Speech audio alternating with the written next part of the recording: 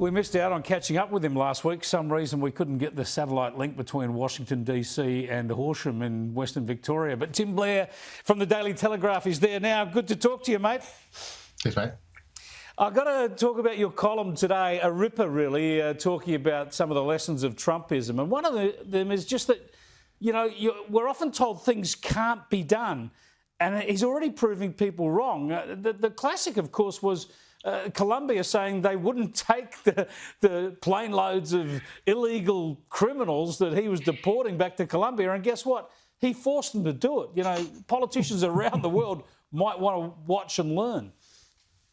Absolutely. I mean, we do have, as I mentioned in the column as well, we do have the case in Australia of people telling us from the left, from the Greens and the Labor Party, that there was no way we could stop the boats arriving, that these forces were too big to repel. Australia's just a minor player. All we can do is accommodate illegal arrivals. Yeah. Then, of course, the Abbott government was elected in 2013 and it was stopped really quickly because, you know, things can be done. You're just talking about blocking barriers, you know, it's not that complicated. It's not physics, you know, which is complicated enough. But also we're now seeing in the US where for the entire Biden era, thank God it's gone, they were saying there's nothing that can be done seriously to stop massive numbers of illegals arriving. And it turns out, yes, Chris, you can. Yeah, I mean, you're so right. I mean, it got even worse in Australia. Remember, Kevin Rudd said you could not send boat people back or maritime asylum seekers back to Indonesia without starting a conflict. And, of course, Tony Abbott and Peter Dutton and Scott Morrison came in and did it. And the thing even... there's a lesson in this not just for the left, but I think for the right of politics in this country. For instance, they're going to stick to Paris and net zero by 2050 because I think it's kind of politically impossible to do otherwise. Well, just about every other Republican, if you'd asked them 4 years ago, would have said it was impossible for the Republicans to abandon Paris again. And Donald Trump's done it with the stroke of a pen. I've spent a lot of time arguing with Liberal politicians about withdrawing from Paris and abandoning unachievable climate aims because we're a tiny population. We don't actually create that much to make any difference, even if you believe in all that stuff. And the general response, and this is going back through several administrations, the general response from the Conservative side in Australia is that we want to be a good global citizen. Well, we're not electing governments out of Rome or Taipei or Berlin. Yeah. You know, we're electing them out of the Wimmera and out of Sydney and out of Brisbane. Yeah. Being a good global citizen doesn't matter a damn. Get things right in Australia and we'll carry on from there. Well, that's actually how you are a good global citizen, by having a secure, prosperous nation that can look after itself rather than turning yourself into a basket case. Now, it's interesting at the inauguration to see all the tech giants there, all the billionaires. Now, Elon Musk, we expect him to be there because he's fully on board with Donald Trump, of course. But you had all the others there, including Mark Zuckerberg, who's been the sort of key leftist sort of censor of Trump and his supporters.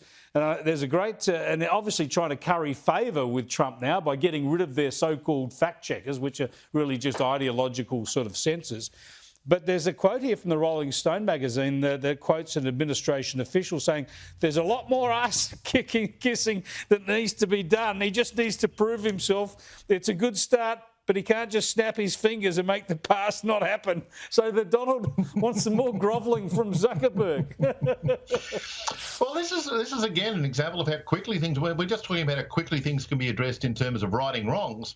Well, you don't have to go back too far and many people on the left and some on the right even were salivating over the possibility of Trump going to jail. And now you've got Zuckerberg fearing his own potential incarceration. And who knows? I mean, I don't think it's going to happen.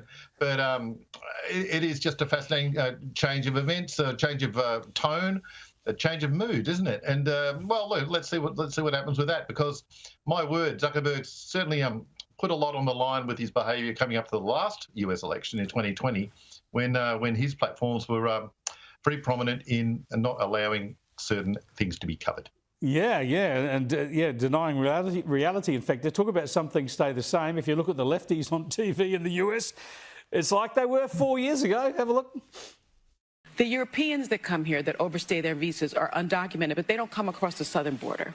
So I think there's a very clear message as to what this president wants the look of a criminal migrant to look like, what an undocumented migrant. And I think that's racist. Let me also say, you know, they're so imaginative, Tim. You know, this is their response on Trump 2.0 is he's a Nazi, he's a racist. You know, honestly.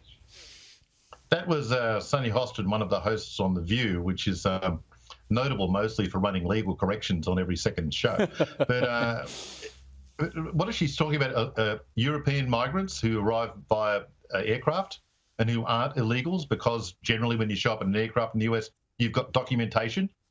I don't think she understands the difference between illegal, and other people have made this point. She doesn't get the difference between illegal immigrants who are storming the borders, or were, and legal ones who are flying in totally legit. So, well, there might be another correction coming from the girls next week. We have the same thing here in Australia with the left. They always talk about the people who arrive by plane and overstay visas. They have visas. They're allowed into the country legally. That's a huge point. Thanks for joining us, Tim. Catch up with you later in the week. Mate.